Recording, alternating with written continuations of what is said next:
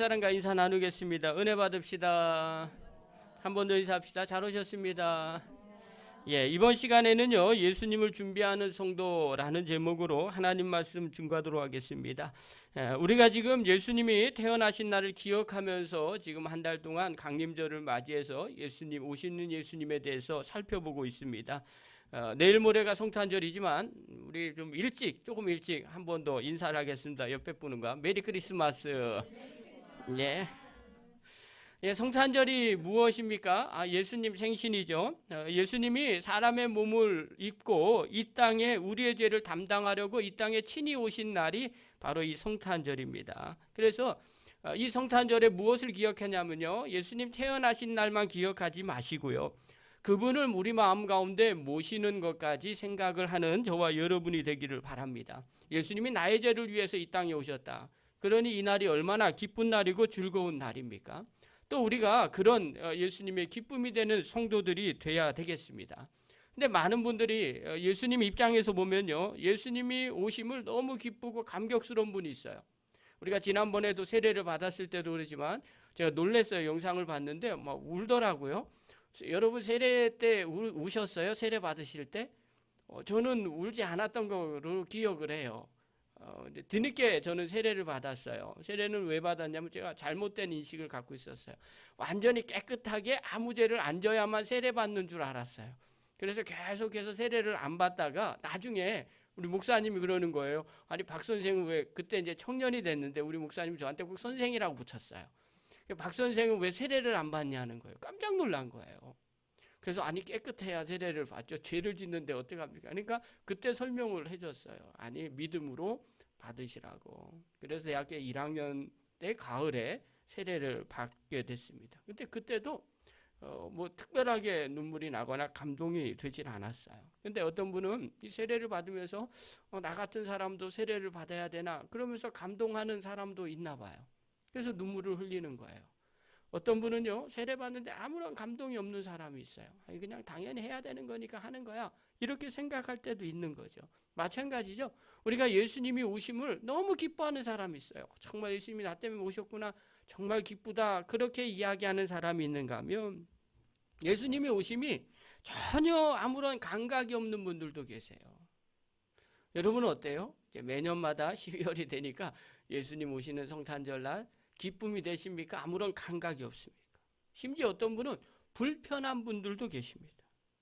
여러분, 우리가 어떤 사람이 돼야 될까요? 다 아는 거잖아요. 예수님 오심을 당연히 기뻐하는 사람이 돼야 된다는 거예요. 여러분, 오늘 본문에 우리가 그것들을 좀 볼 필요가 있어요.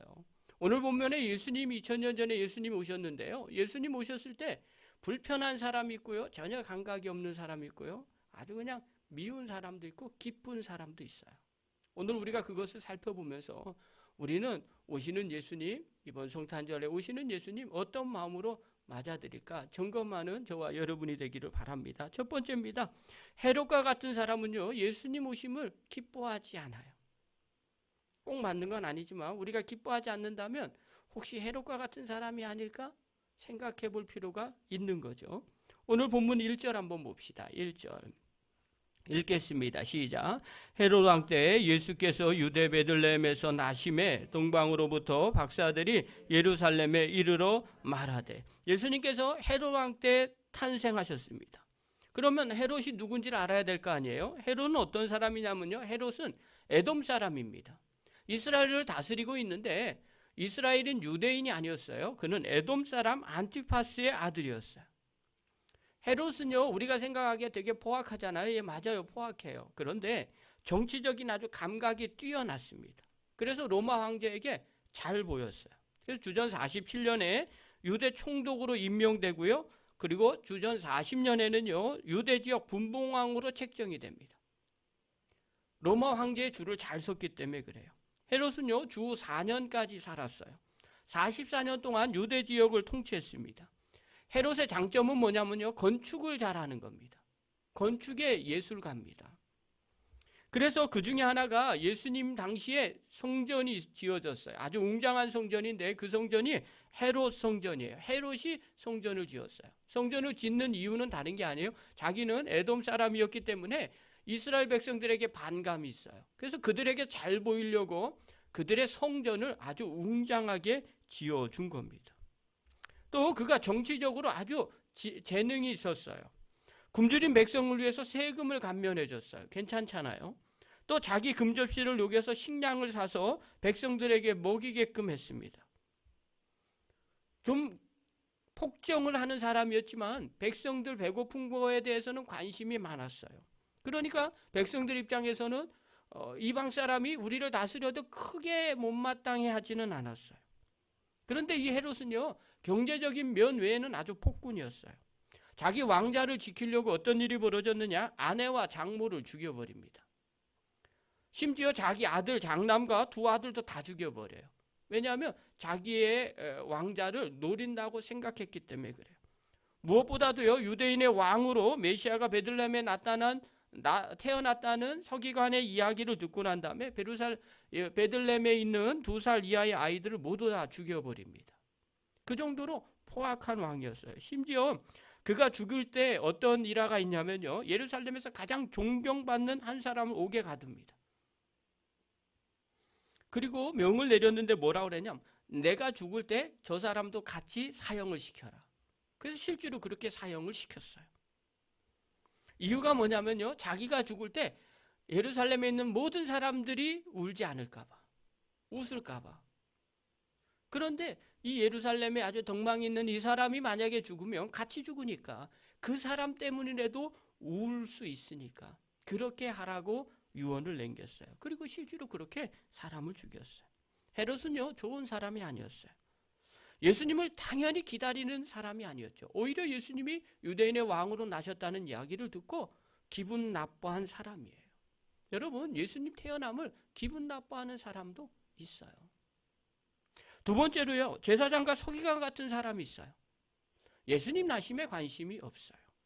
오늘 본문 4절부터 6절 한번 보십시오. 4절부터 6절입니다. 읽겠습니다. 시작. 왕이 모든 대제사장과 백성의 서기관들을 모아 그리스도가 어디서 나겠느냐 물으니 이르되 유대 베들레헴이오니 이는 선지자로 이렇게 기록된 바 또 유대 땅 베들레헴아 너는 유대 고을 중에서 가장 작지 아니하도다. 네게서 한 다스리는 자가 나와서 내 백성 이스라엘의 목자가 되리라 하였음이니라. 여러분, 헤롯이 예수님 태어난 곳이 어딘지를 몰랐어요. 그래서 옆에 있는 사람한테 물어보는 거예요. 제사장과 서기관들에게 물어봤어요. 여러분, 당시에 제사장과 서기관들은요, 종교적으로 최고의 지도자라는 거 우리 다 알고 있잖아요. 기도도 잘해요. 성경도 많이 알고 있어요.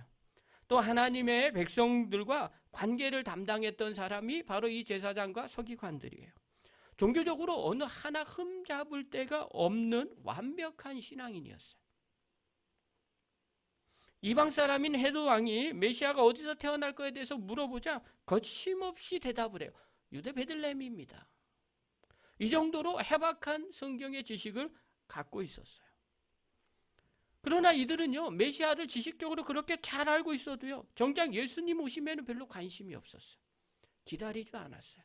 예수님 오셨다고 찾아가지도 않습니다. 왜 그럴까요? 그들의 관심은요, 종교적으로 되게 신앙이 있는 것 같지만 사실은 그의 관심은 예수님, 하나님의 관심이 있지 않았어요. 그냥 이 땅에서 잘 먹고 잘 사는 거에 관심이 많았어요. 여러분, 만약에 우리 교회에 지금 제사장과 서기관 같은 사람이 교회에 나오면 어떻게 처신해야 될까요? 우리 성경을 날마다 보면서 얘기하잖아요. 이러면 어떻게 해? 안 되지. 생명을 가져야지. 회개해야지. 그렇게 이야기합니다.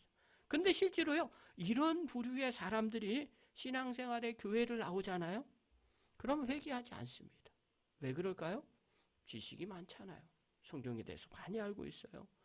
오래 다녔어요. 교회 오래 다녔거든요. 그래서 아마 대부분 다 직분자들일 거예요. 성경도 많이 알고 경험도 풍부합니다. 특별히 세상에서 악한 일을 막 저지르는 그런 사람들이 아니에요. 교회 생활만 열심히 하는 사람이에요. 그러니 그들 마음에 무슨 생각이 있어요? 나는 특별히 회개할 게 없어. 나는 특별히 잘못한 게 없어. 여러분, 예수님의 은혜가 없어도요, 주님 만나지 못해도 크게 걱정하지 않습니다. 자신이 많이 알았어요. 오래 다녔으니까 마음이 편한 거예요. 주님 오시는 게 오히려 좀 거북해요. 이 생활이 좋은데, 이 정도로 신앙생활하고 이 정도로 그냥 만족하면서 그냥 오래오래 이 땅에서 살면 되지, 굳이 뭘. 여러분, 오늘 우리가 이런 사람이 아닐까 생각해 볼 필요가 있어요. 제사장과 서기관처럼 신앙생활 오래 해서 부족한 게 별로 없다고 느껴져요. 성경 지식도 많이 알고 있어서 이 정도 믿음이 참 좋다고 생각을 해요. 그런데 정작 아기 예수님이 우리 마음 가운데 오시는 것에 대해서는 크게 관심이 없어요. 주님이 우리 안에 와서 기뻐하는 그것들을 잘 몰라요. 다 그런 거지 뭐. 늘 그런 거지. 겉으로는 신앙이 되게 거룩해 보이는 것 같습니다. 그러나 이런 분들은 죄송합니다. 신앙이 좋은 게 아닙니다. 예수님이 진짜 만족을 주지도 기쁨을 주지도 못하는 사람들이에요. 이런 분은 예수님이 이 땅에 오셔도 별로 만족이 없어요. 그런가 보다 생각하는 부류예요. 세 번째로요, 예수님을 간절히 찾는 동방박사들이 있었어요. 오늘 본문 1절, 2절 다시 한번 봅시다. 1절, 2절입니다. 읽겠습니다. 시작. 헤롯 왕 때 예수께서 유대 베들레헴에서 나심에 동방으로부터 박사들이 예루살렘에 이르러 말하되 유대인의 왕으로 나시니가 어디 계시냐? 우리가 동방에서 그의 별을 보고 그에게 경배하러 왔노라 하니. 여러분, 동방 박사들은요, 아기 예수를 경배하기 위해서 먼 길을 달려온 사람이에요. 여러분, 우린 동방 박사들로부터 하나님을 경배하는 삶의 중요성을 배워야 됩니다. 어떤 사람이 아기 예수님을 바라볼까? 이 동방 박사는요, 죽음을 무릅쓰고 머나먼 사막길을 헤치고 온 사람입니다. 당시에는 편안한 교통시설이 없었어요. 오직 도보와 낙타만 타고 오는 것뿐이었어요. 그럼에도 이들은요, 오랜 시간 아기 예수님을 경배하려고 목숨의 위협까지 느껴가면서 힘든 그 여정을 마다 않고 예수님 앞에 찾아왔어요. 여러분, 예배란 종교의식이 아닙니다. 생명을 바쳐서 하나님을 만나는 결단과 헌신이 예배입니다. 그래서 성도에게 있어서는요, 예배의 삶은 곧 목숨과도 같은 겁니다. 동방 박사들이 먼 길을 달려온 유일한 목적은 그 아기 예수님을 경배하기 위함입니다. 오늘 우리도 마찬가지죠. 오실 예수님을 어떻게 대해야 될까요? 동방 박사들처럼 그 예수님을 경배하는 마음을 가지셔야 돼요. 주님을 경배하기 위해서는요, 우리의 마음을 드려야 됩니다. 헌신이 그 안에 있어요. 성경에 보면요, 사마리아 여인이 예배에 대한 질문을 합니다. 요한복음 4장 20절에 보면 이렇게 말을 합니다. 우리 조상들은 이 산에서 예배하였는데 당신들의 말은 예배할 곳이 예루살렘에 있다 하더이다. 예수님께 질문한 겁니다. 사마리아 사람들은요, 사마리아에서 예배 드리는데 유다 사람들은 그렇지 않다고 얘기합니다. 예루살렘이라고 말합니다. 그러면서 물어보는 거죠. 도대체 어디서 예배를 드려야 합니까? 그러자 예수님은 이렇게 말합니다. 4장 23절부터 24절 다 아는 것처럼 아버지께 참되게 예배하는 자들은 영과 진리로 예배할 때가 오나니 곧 이때라. 아버지께서는 자기에게 이렇게 예배하는 자들을 찾으시느니라.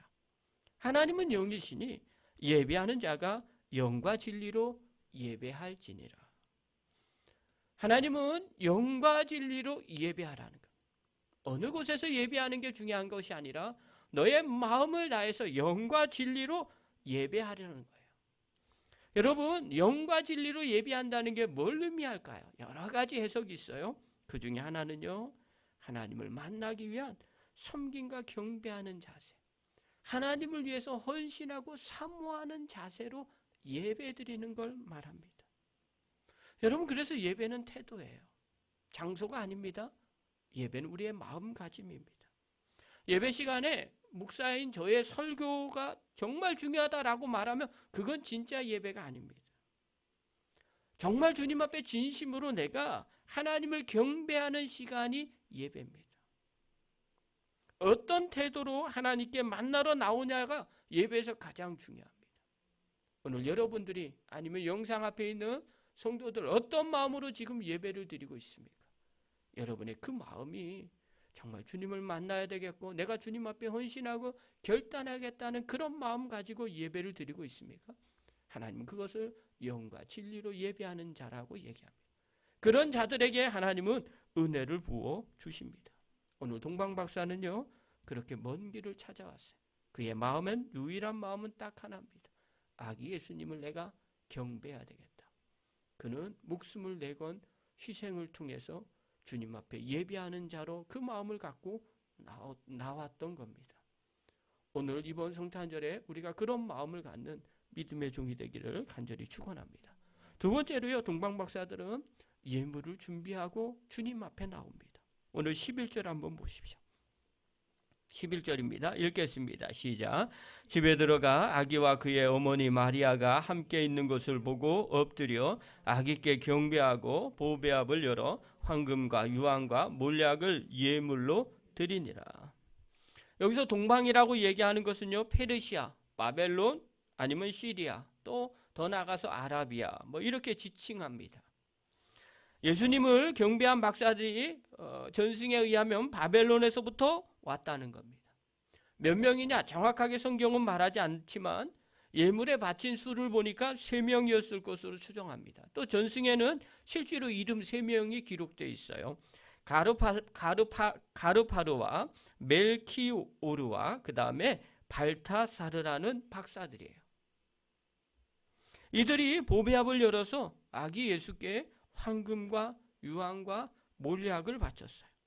당시에 이 3가지 예물은요, 예수님이 기름 부음 받은 메시아임을 증명하는 예물이에요. 황금은요, 왕이 받기에 합당한 예물로 예수님이 만왕의 왕임을 상징하는 예물입니다. 유황은요, 제사장이 백성들을 위해서 기도할 때 유향을 피워놓고 기도를 했어요.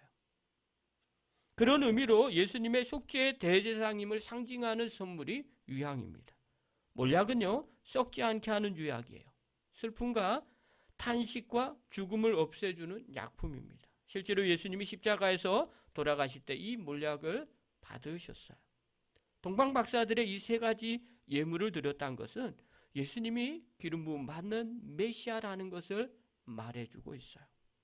그런데 그 동방 박사들이 그 예물을 가지고 주님 앞에 나와 경배를 드린 거예요. 여러분, 예배에는요 항상 드림이 들어가 있습니다. 물질을 드린다는 것은 곧 우리를 드린다는 겁니다.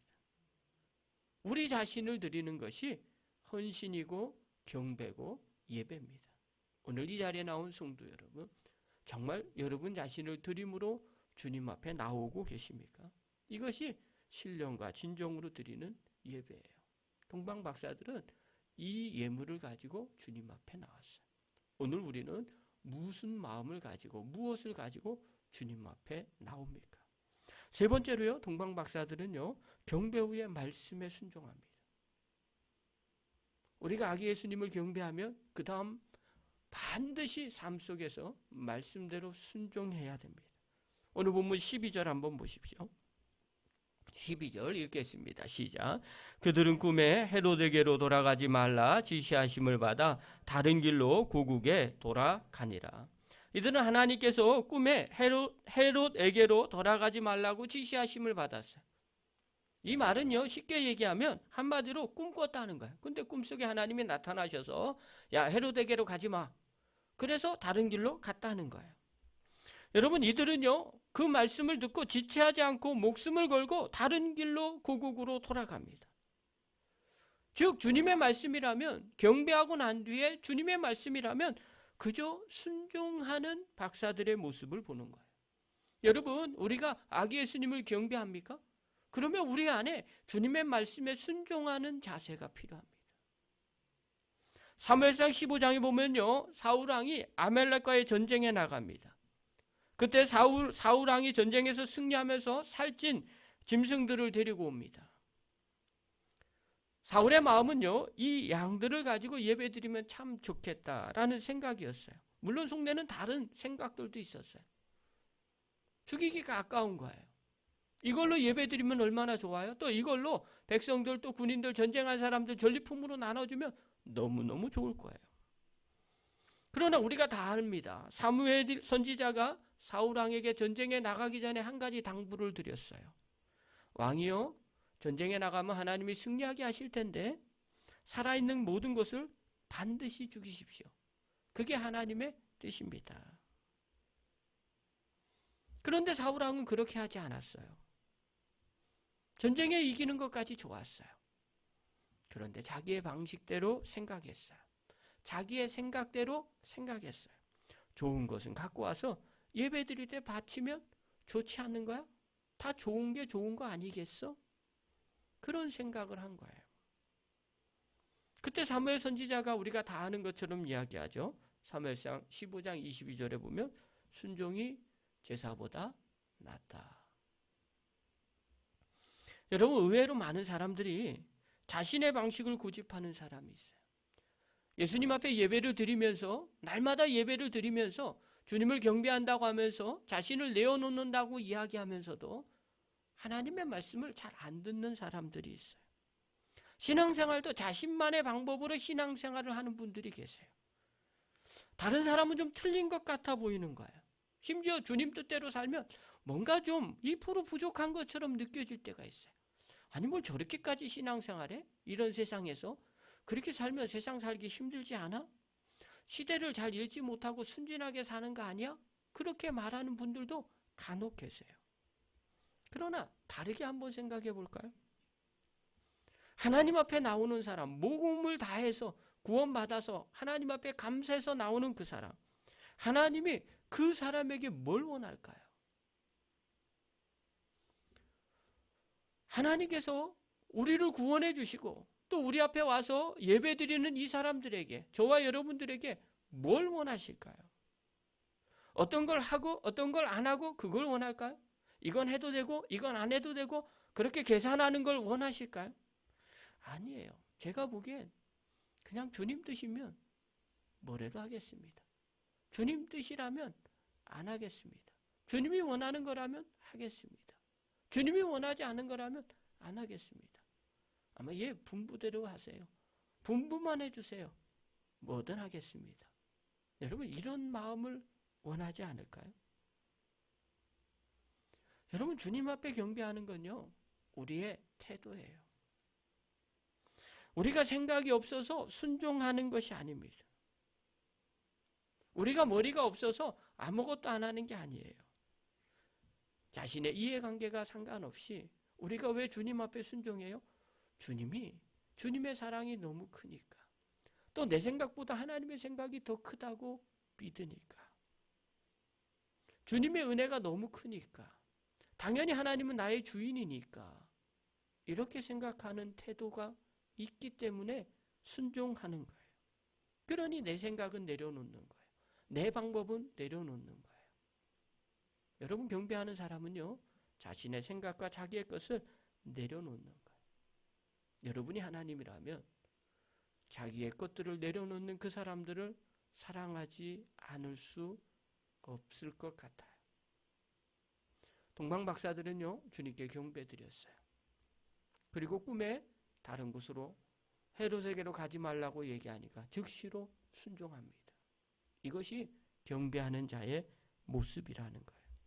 사랑하는 성도 여러분, 이틀이면 2020년도 성탄절이 돌아옵니다. 성도라면 누구나 다 아기 예수님을 기다리고 계실 줄 믿습니다. 그러나 그 주님 오심을 헤롯 왕처럼 미워하는 사람들도 있어요. 제사장과 서기관들처럼 주님 오심이 감동이 없는 사람들도 있을 겁니다. 우리는 어떤 축에 있어요? 동방 박사처럼 사모하는 마음을 가지고 주님 앞에 나오는 분들도 있을 겁니다. 어떤 자를 하나님이 좋아하실까요? 어떤 태도로 주님 앞에 나오는 사람을 하나님이 기뻐하실까요? 저는 우리 안성열린교 모든 성도들이 동방 박사들처럼 주님을 기다리고 경배하는 사람들이 되기를 바랍니다. 이번 성탄절 예배 영과 진리로 주님을 만나고 경배하고 우리의 모든 것을 드려 헌신하고 주님 말씀이라면 아멘하고 순종하며 나가는 그런 성도들이 되기를 바랍니다. 그래서 하나님의 은혜와 축복이 날마다 넘쳐나는 그런 성도의 삶을 사는 저와 여러분 되기를 간절히 축원합니다. 기도하겠습니다. 하나님 아버지, 은혜를 감사드립니다. 아기 예수님 오심을 기다리는 사람들이 있습니다. 어떤 사람은 싫어하는 사람들도 있습니다. 또 아무런 감각이 없는 사람들도 있습니다. 이번 2020년에 우리의 마음은 어떻습니까? 헤롯과 같습니까? 제사장과 서기관과 같습니까? 아니면 동방 박사들과 같습니까?